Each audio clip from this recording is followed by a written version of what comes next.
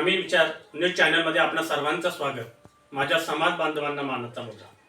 आज आपण या ठिकाणी बोलणार आहोत ठाणे जिल्हा मध्यवर्ती सहकारी बँक निवडणुकीसंदर्भात। आज या ठिकाणी मी माझे मनोगत व्यक्त करतोय आणि आपल्या शहापूर तालुक्यातील मतदारांना मी आवाहन करतो। रिजिनाथ महाराजांच्या पदस्पर्शाने पावन झालेल्या शहापूर तालुक्याच्या कुशीत स्वर्गीय सोनू काका बसवंत, स्वर्गीय विठ्ठलदादा खाडे, स्वातंत्र्य सैनिक किसन बाबा भेरे, स्वर्गीय पाशी देशमुख, स्वर्गीय कारा पातकर, स्वर्गीय माधू नागो बोर्रा असे रत्न या शहापूर तालुक्यात वाहून गेले, जन्माला आले। आज हे का सांगावंसे वाटतं की आपला शहापूर तालुक्याला इतिहास आहे। आज या शहापूर तालुक्यामध्ये आज आपलं ठाणे जिल्हा मध्यवर्ती सहकारी बँक निवडणूक लागलेली आहे। परिवर्तन पॅनल मधून सौ विद्याताई वेखंडे ह्या निवडणूक रिंगणात आहेत।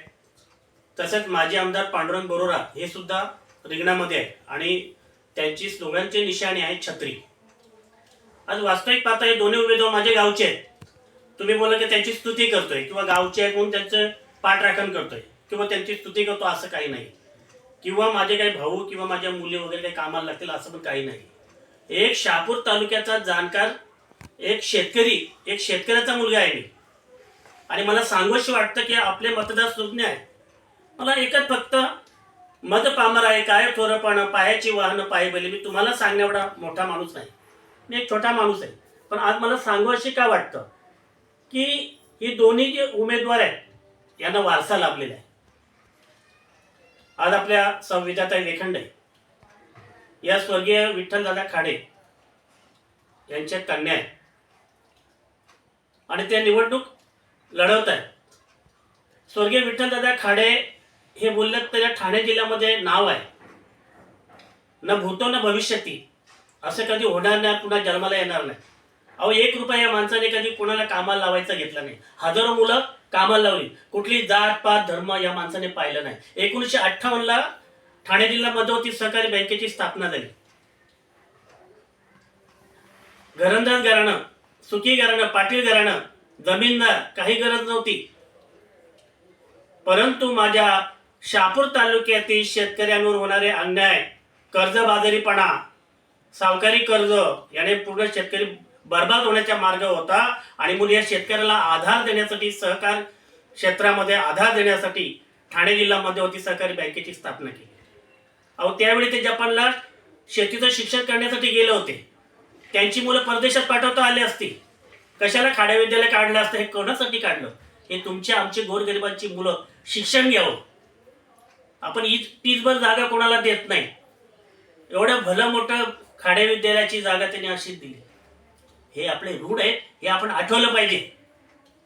आज त्यांचीच कन्या विद्याताई वेखंडे या आज निवडणुकीच्या रिंगणामध्ये आहेत। फक्त मला एकच आव्हान आहे, हे तुम्ही इतिहास पहा। सरकार क्षेत्राचा विद्यार्थ्यांना सुद्धा दांडगा अनुभव आहे, प्रशासकीय ज्ञानाचा गाढा अभ्यास आहे। आज या शहापूर तालुक्यामध्ये महिलांना स्वावलंबी बनवण्याचं काम विद्यार्थ्यांनी केलं आणि असे उमेदवार आपल्याकडे आहे। आज ही ठाणे जिल्हा मध्यवर्ती बँक काय चाललंय? बँकेमध्ये झाड आपण लावलं, फळं भलतीच खातात, 7-12 आपला वहिवाट भलत्यांचीच।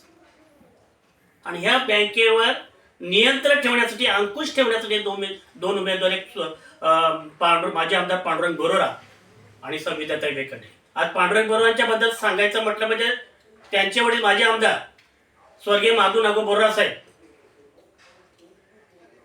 यांनी सुद्धा या शहापूर तालुक्यासाठी त्यांचं योगदान मोठं आहे। त्यांनी सुद्धा माझ्या गोरगरिबांच्या मुलांना शिक्षण घेता यावं, माझ्या मुलांना, शेतकऱ्यांच्या मुलांना अल्प फी मध्ये शिक्षण घेता यावं म्हणून जनकल्याण विद्यालयाची स्थापना केली। आज हजारो विद्यार्थी त्या ठिकाणी शिक्षण घेतात, हा त्यांचा इतिहास आहे। पांडुरंग बरोबर सुद्धा प्रशासकीय ज्ञानाचा गाढा अभ्यास आहे, बरीचशी पद्धत त्यांनी भूषवलेला आहे।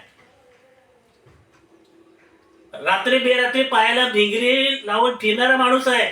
आज ही ठाणे जिल्हा मध्यवर्ती बँक ही आपली शहापूर तालुक्याची चाली भलतीच कड म्हणून हे आपले हक्काचे घरचे उमेदवार तिथे पाठवल्यानंतर त्या बँकेवर काहीतरी नियंत्रण ठेवता येईल, अंकुश ठेवता येईल.